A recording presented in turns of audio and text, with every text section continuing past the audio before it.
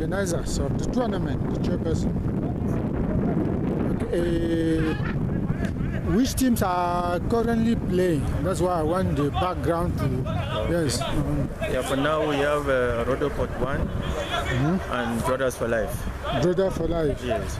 Okay, is it the first or the second half? It's still the first half. Which team is leading? Roodepoort 1 is leading by 1-0. And Roodepoort is in yellow or in green? In yellow. Yellow. Okay. Why the match has come to an abruptly break? You see, before they stopped the game, they had a little bit of argument, which the referee make a decision which some of the players they didn't agree with him. So that's why we need to intervene to see what was the problem. Then before we can take a decision, because there was a handball that was a penalty. So the referee allowed the advantage. So after the advantage, it was the score. So he can't come back to put a penalty while he left the advantage and they scored. That's why we validated. Okay, and according to you, what are the law and some laws and regulations governing this type of situations? You see, before the tournament, we implement our rules and regulations, which I think is the most important thing that is ruling the tournament, because we don't give instant decision or make decision on our own. Each team have a copy of the rules and regulation, which in case of any situation that they don't understand, us the committee, we try to refresh their memory that if you look at section this on the rules and regulation, it says that this situation have to be handled like this and like that. That's why you see sometimes football is not like a school which children they just obey. There's a situation which sometimes they just get angry because of the situation that is happening. That's why sometimes we need to intervene to remind them that no, in this situation, remember there was a law that stated that with this type of situation it had to be handled like this. Okay, is it the case? Is it the case with all the teams, or it is a case regarding this particular incident? No, it's not regarding this incident. Remember, before the idea of this tournament came up, I made a committee set of about 6 or 7 old players, because you know in the world of soccer, when you introduce people who know about soccer, it will be easier for us to share good ideas and try to do everything according to the rules and regulation of soccer. So before the competition started, we had a meeting with all the committees members. So we draft a form of rules and regulation, because you know, a world of soccer cannot be rules with any type of idea that you implement in the field. So we come up with all the rules that is going to govern this tournament. That's why you see up to now, you've not seen incident of fighting or people insulting the ref, or you know how it always match of football is always being handled. So I believe that because that rules and regulation was put in place and was distributed for all the teams, that before they came in, we make sure all their representatives have to brief the whole team about the rules and regulation. So whatever is happening, you know, you have to face these consequences.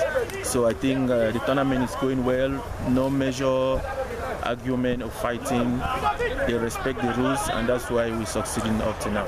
Are you in your first experience in organizing the type of tournaments, my chairperson? You see, I've been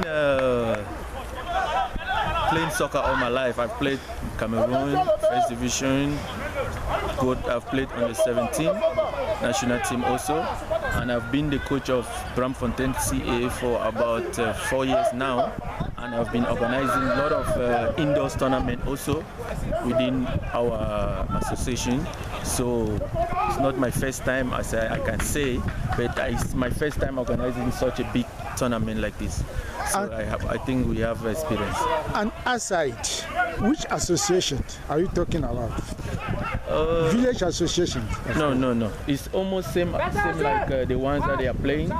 We have groups of Cameroonians, like all the veterans that are present here.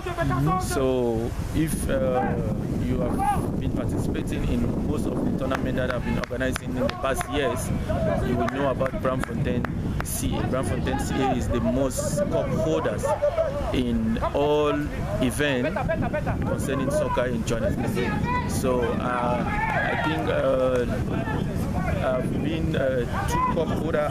I've been one cup holder of the African tournament. At the time I was still playing, I was the best player for the first edition. And the third edition, I was a coach. I took 10th position of the African tournament organized here in Johannesburg. And the fourth year, I took the first prize, the main trophy, as a manager. And last year, we left fourth position. Which therefore goes without saying that you are a right man at the right place.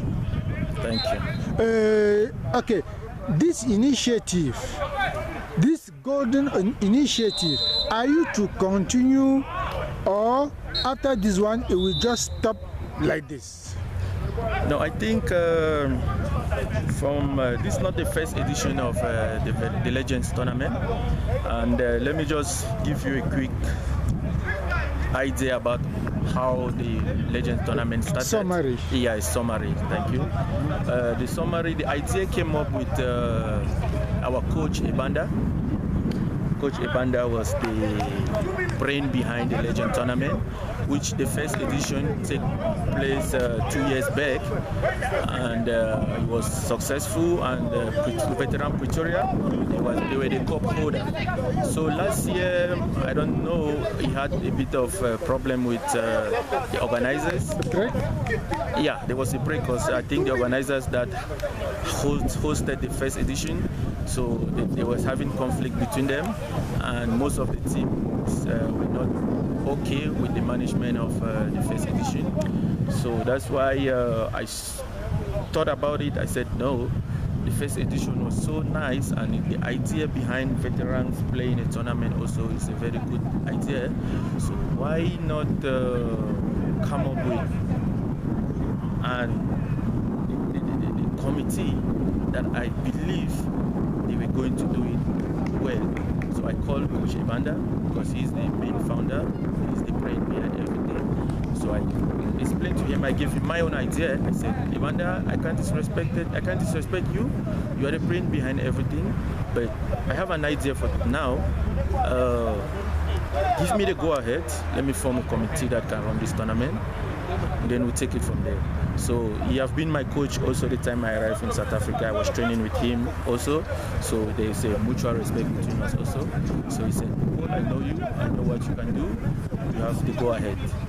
Whatever you are doing, organize everything and you let me know. And then we'll take it from there. So that's why I try to assemble some of the legends that played in Cameroon also, played out of Cameroon in Europe that are here in South Africa. So I tried to organize all of them, and then we came up with a meeting which we discussed about everything, and as you can see. For inquisitive purposes, which side are you from Cameroon?